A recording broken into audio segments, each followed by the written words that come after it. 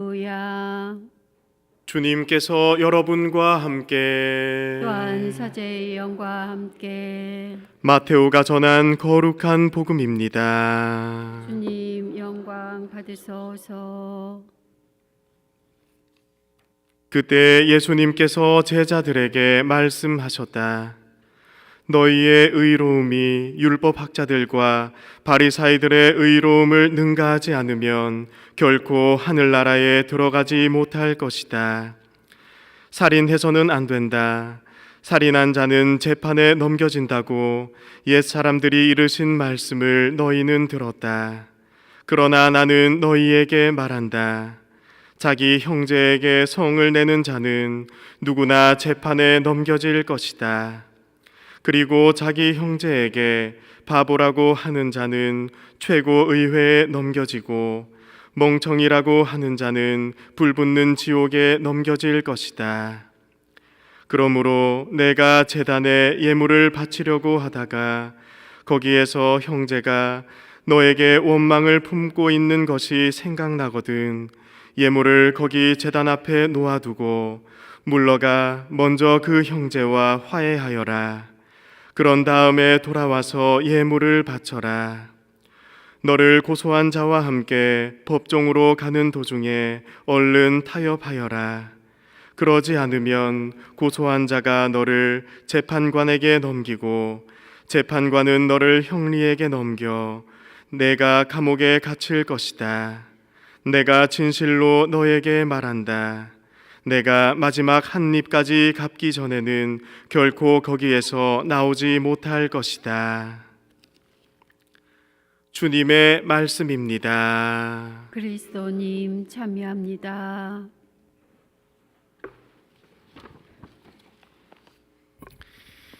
평화를 빕니다. 지난달에 북미주 한인 교포사목 사제 모임에 다녀왔습니다. 짧은 시간이었지만 신부님들과 정말 많은 대화를 나눌 수 있었고 함께 하는 것만으로도 큰 위로를 받았습니다. 지금 우리가 어떤 상황에서 사목을 하고 있는지 또 앞으로 어떤 어려움이 있을지 그리고 각 본당에서 일어나는 어려움과 문제점들을 어떻게 극복할 것인지를 깊이 고민하고 성찰하는 시간을 가졌습니다. 미국에서 사목과 수도 생활을 처음 시작하는 저에게는 참으로 유익한 시간이었습니다. 신부님들의 강의를 듣고 또 주제별로 우리의 생각을 나누면서 드는 생각은 아무것도 시도하지 않으면 우린 아무것도 할 수 없다는 것입니다.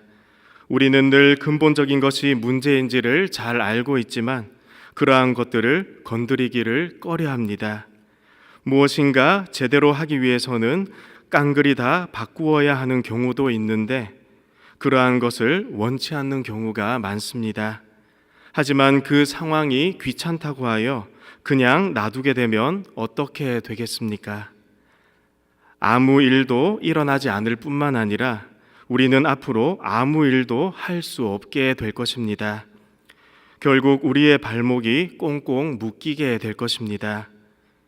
낡은 틀을 부수고 밖으로 나아가야 하는데 그러한 작은 시도도 하기 어려우니 그렇다면 무엇을 할 수 있겠습니까? 그래서 결국 신중하게 새로운 시도를 해 나가야 하는 그 중요한 시기에 지금까지 해왔던 대로 침묵하며 모든 것을 외면하게 될 수도 있을 것입니다. 오늘 복음에서 예수님께서는 당신의 새로운 모습을 보여주십니다. 왜냐하면 그분께서 율법학자들의 의로움을 인정해 주셨기 때문입니다. 율법학자들처럼 살면 안 된다고 제자들을 가르칠 수도 있었지만 예수님께서는 당시 종교 지도자들의 의로움, 즉 열심함을 인정해 주시고 그것을 제자들에게 적극적으로 배우라고 말씀하십니다. 그 이유는 제자들에게 가장 모자란 부분이 바로 열심함이었기 때문입니다. 제자들이 주님의 일을 해 나가기 위해서는 세상의 지혜가 반드시 필요했지만 그러한 부분이 너무 부족했기에 예수님께서는 제자들에게 지금 세상이 얼마나 열심히 살고 있는지를 너희 눈으로 똑똑히 지켜보라고, 너희들이 본 것을 그대로 실행해 나가라고 강하게 말씀하십니다. 우리를 무기력하고 무능력한 사람으로 만드는 말들이 있습니다. 그거 해봤는데 별 효과가 없더라. 그거 이미 우리가 다 해봤는데 별로 좋지 않더라. 그러니 지금까지 해왔던 대로 그냥 살자. 하지만 오늘 예수님께서는 우리가 살고 있는 이 세상을 단지 세상적인 것으로만 치부하지 말고 그 안에서 배울 수 있는 것들은 모두 다 배우라고 말씀하십니다. 시도할 수 있는 대로 다 해보라고 말씀하십니다. 그래서 하느님의 지혜를 세상의 지혜에 뒤처지지 않게 하라고 말씀하십니다. 제단에 예물을 바쳤다고 해서 모든 것이 다 끝나는 것은 아닙니다. 분명 미사 참례가 가장 중요하지만 미사는 곧 파견이기 때문에 미사 안에서 들었던 기쁜 소식을 우리가 세상에 전해야지만이 비로소 미사의 의미가 제대로 살아나게 됩니다. 이 말은즉 내가 아무리 신실한 마음으로 하느님 앞에 서 있는다고 해도 나와 이웃들과의 관계가 제대로 서 있지 않으면 하느님과의 관계도 제대로 서 있을 수가 없다는 것입니다. 결국 우리는 하느님 나라에 들어가기 위해 그분께서 원하시는 방향으로 변화되어 나갈 것입니다. 그리고 예수님께서는 늘 새로운 방식으로 우리에게 다가오셔서 말씀하실 것입니다. 내 삶에 무엇인가 크고 작은 변화가 있다고 해서 위기의식을 느끼지 마시기 바랍니다. 그것 역시도 주님께서 주신 것이기 때문에 위기는 곧 기회가 될 수 있을 것입니다.